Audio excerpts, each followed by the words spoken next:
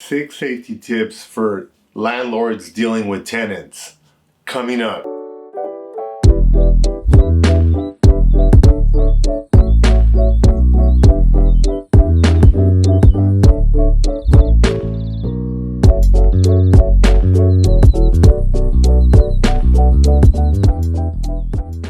Hi everyone, this is Dr. Ernesto from Attaboy Cowboy, and on this channel we give you health and wealth tips to help you be more successful. Now, because of the rent moratoriums that are going on in the US, there's a lot of people behind in rent, which is causing a lot of landlords to fall behind on their mortgages. So it's causing a lot of friction.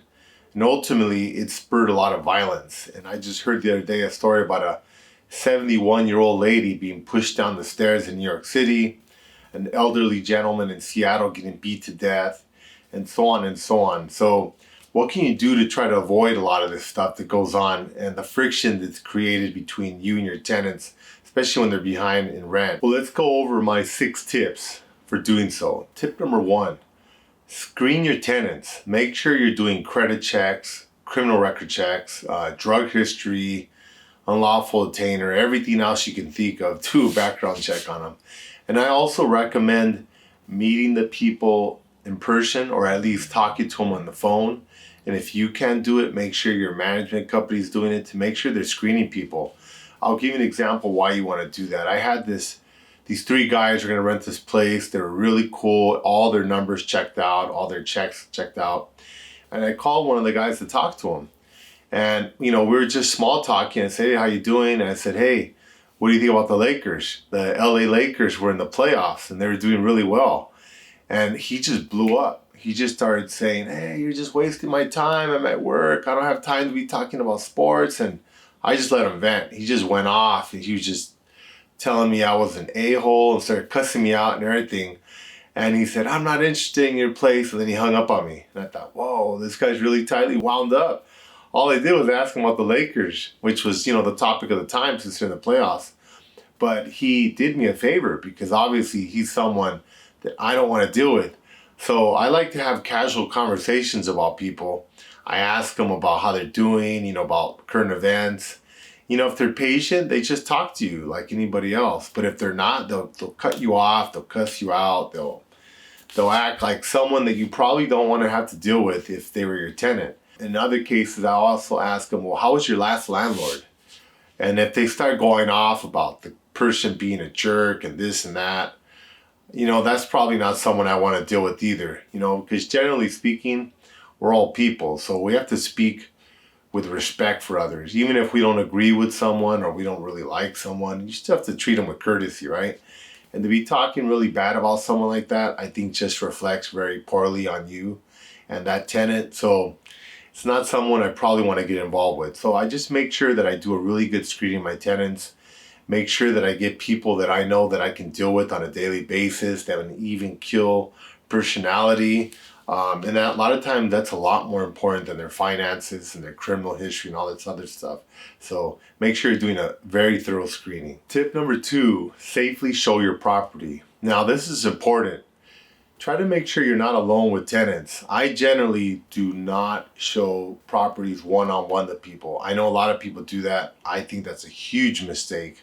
I have open houses, Wednesday 6 to 8 p.m., Saturday 12 to 2 p.m.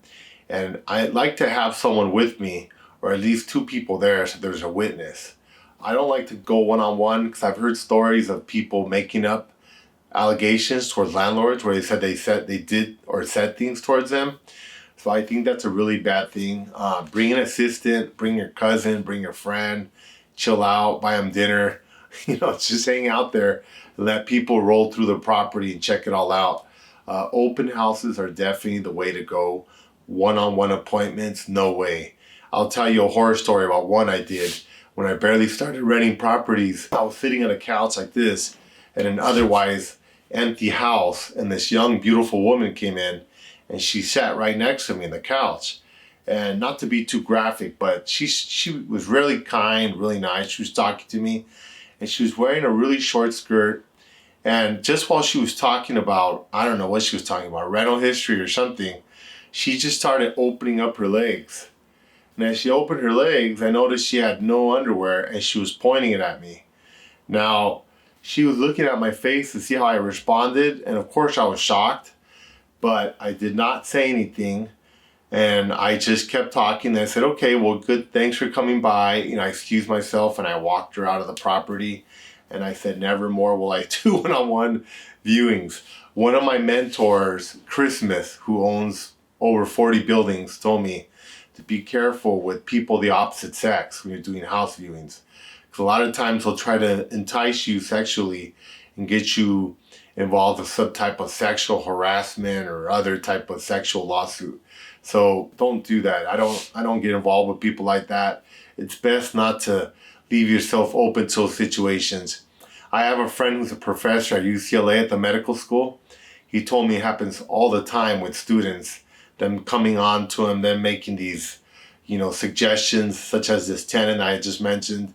He said you never say anything because you don't know what they're doing. They can be recording you. They can be audio recording you, visually recording you. So just don't say anything, don't react, and just kind of excuse yourself from the situation to avoid lawsuits. Tip number 3, do not collect rent in person. This is a huge mistake. I have friends and colleagues that go and knock on doors or drive by people's houses to collect rent. Never do that. It's very unsafe. You're opening yourself up to violence. You're either going to get jumped by somebody or you're going to create a lot of animosity. Imagine every month some dude or some girl knocking on your door asking for rent.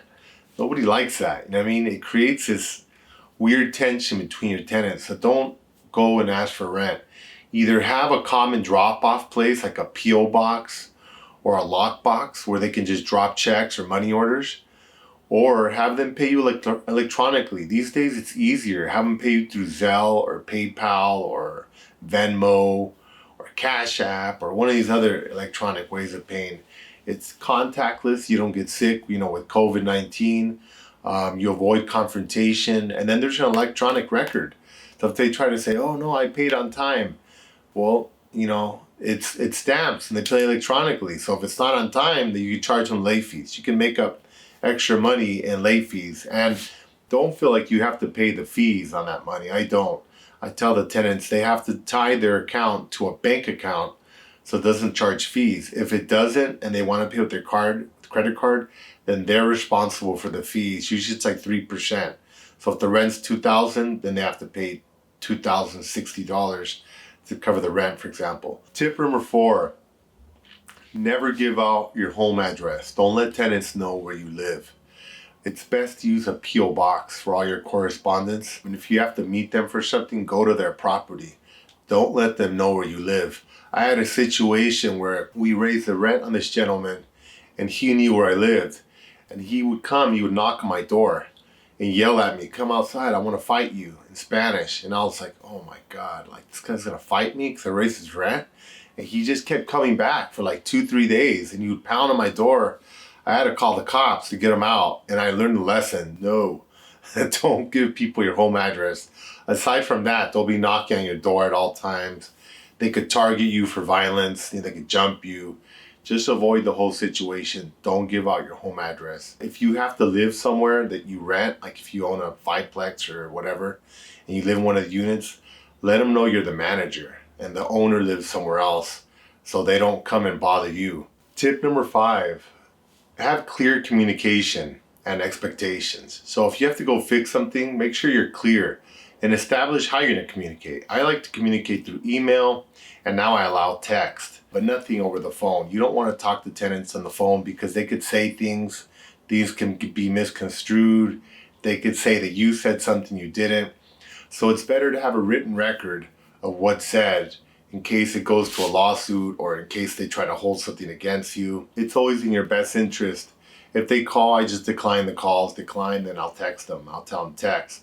Oh, it's an emergency, I need to talk. Well, text. I'm busy right now. And then make them text. And then they'll say, okay, well, this is broken. I want it fixed. And then don't commit to an exact time. Say, okay, I'll be there in the next day or be there in the next few days and we'll take care of it. And then go as soon as you can. But if you tell them I'll be there today at 10 o'clock and then you're late, then they flip out. They get upset. It causes a lot of problems. So it's best to give yourself some room. So that way, in case your plumbers are late or your handyman or whatever, because everybody's always running late these days. So just make sure you give yourself a window of time depending on the severity of the situation, so that way they don't get upset. Tip number 6, confront your tenants safely. Now, there's going to be times where you're going to have to confront people. You just got to know how to do it. First tip is, if you need to meet with someone in person that's kind of hostile, meet them at the police station, the sheriff's station. They usually have a lobby. It's under video surveillance and there's cops there, so it's safe. Don't meet them somewhere by yourself. No way.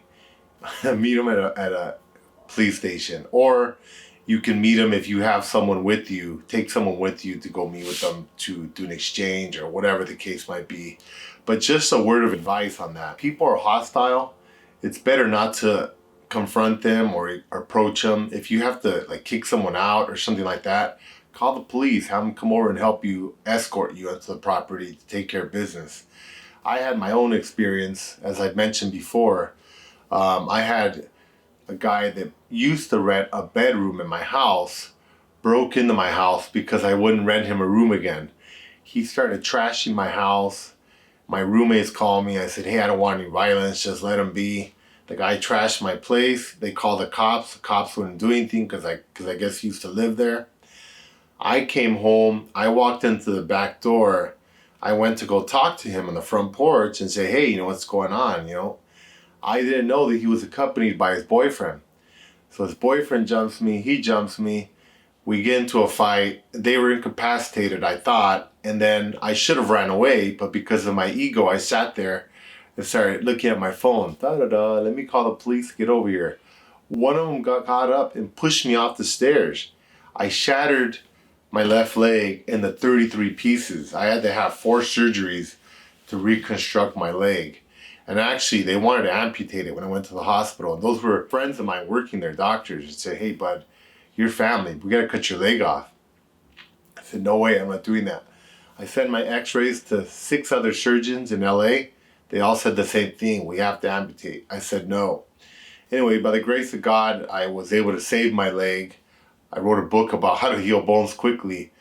But it taught me a valuable lesson. I shouldn't have went over there to confront that guy. I should have just called the cops and waited for them and talked to them with the cops, because look what happened to me. I ended up being out of work for a long time and lifelong damage. So definitely taught me a lesson.